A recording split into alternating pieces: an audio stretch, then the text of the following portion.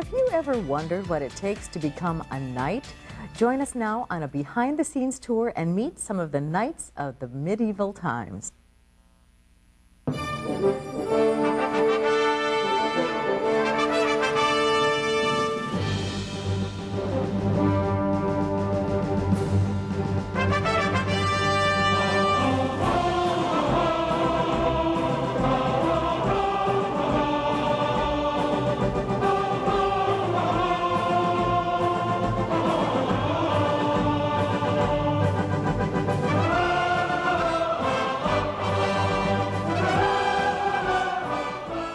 This is Medieval Times Dinner and Tournament in Schaumburg, Illinois. It's right off I-90 on Roselle Road in Schaumburg. This is the Grand Ceremonial Dining Hall. It seats about 1,500 people. The pre-show activities, we have a large Hall of Arms, and in that Hall of Arms we do a knighting ceremony where you can be knighted by the king. You'll receive a commemorative photo of the occasion. There's a gift shop. There's a sword shop where you can buy actual authentic medieval swords. We have full-service bars. When the guest comes into the arena, they are sat in one of 6 different color sections. One of those sections represents a knight from medieval times. So it's a red knight or the blue knight. Once they enter the doors, they're given a crown and assigned to one colored section, and they cheer for that knight.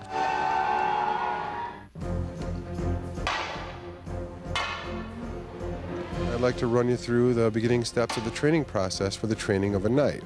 Now, the first thing we do, and when we interview somebody, is we ask about their athletic background, and we prefer people that played sports, in high school, younger guys between the ages of 18 and 24. We'll test them, we'll have them run a mile, and we'll time them, and we'll have them do pull-ups and sit-ups. You can have no riding experience, you have some riding experience. We do all of our training in-house. I've been here about 5.5 years now, and actually I had no experience of any kind as far as horse riding, acting, or choreographed sword fighting. And I just applied, and they liked the way I looked. I had the long hair at the time, and I was in pretty good physical shape, which is what they're looking for. I was a subcontractor over the summer for a stunt show, backed by Asylum Entertainment, and then that contract ended the beginning of September, and I wanted to pursue the same type of work. So I came to the castle here and applied and talked to the head knight, and came on board and started my training. The first thing we do is we bring these guys in is we'll put them in the stables for 2 weeks. So they will go up there, and yes, they'll clean stalls, and they'll learn the horses, they'll learn the tack, which is the saddles and bridles, and then after that they'll come down and we'll just put them on curtain as a squire. Each squire attends to his knight. A squire was, in medieval times, a young knight in training to become a knight.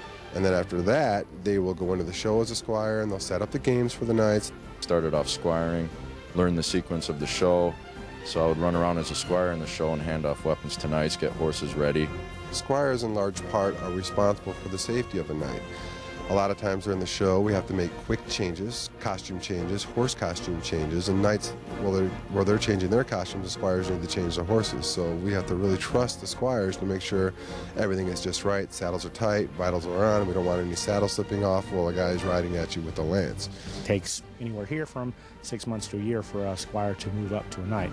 And we'll start with basic stepping in the sand, just one step at a time, no weapons. We do a lot of stepping and running around in the sand, and anybody who's ran in sand before knows it's pretty physically demanding. And then after that, we will put them on a horse.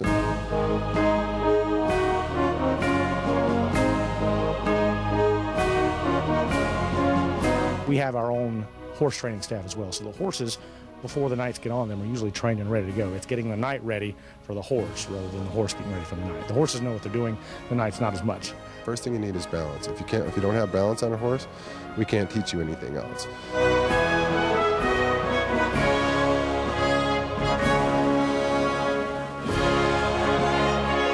The falls, we teach them one step at a time, and we really make sure we do it from a standstill, jump off the horse, jump off the horse, jump off the horse, before they're ready to do their first fall at a canter. So they'll probably do 300 falls from starting in a standstill to a walk, trot, canter before they do their first one of the show to make sure that they're ready. And then after that, we'll put a weapon in their hands.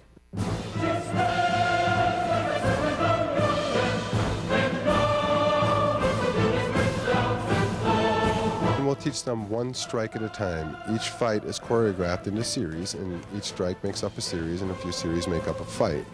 Once an individual, I think, is ready to handle the riding and the fighting, we'll debut them in a show at one of our more basic fights. It's usually one fight and die. We're very big on safety, safety first, because accidents can happen if everything is done just right. We'll use titanium weapons, which is the very strong metal, and they're real weapons, but we'll dull the edges. So that way, I mean, if you get hit, it could split your head open, but it's not going to be as bad as if that's razor sharp. It's an opportunity for you to step out of the 21st century back into the 11th century. It's a time for you to forget about your bills, forget about your worries, forget about rain and the fact that it's spring and it's still 30 degrees outside.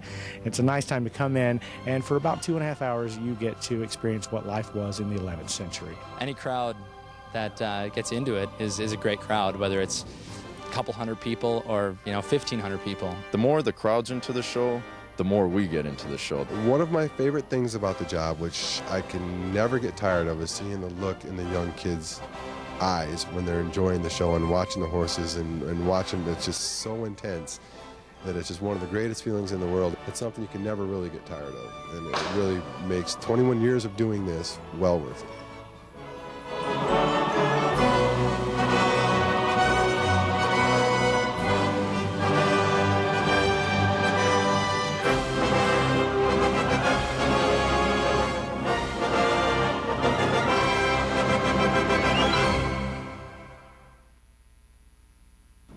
If you'd like to check out the sword swing in action for yourself, log on to medievaltimes.com or call 888-WE-JOUST. We'll be back with more Community Connection right after this.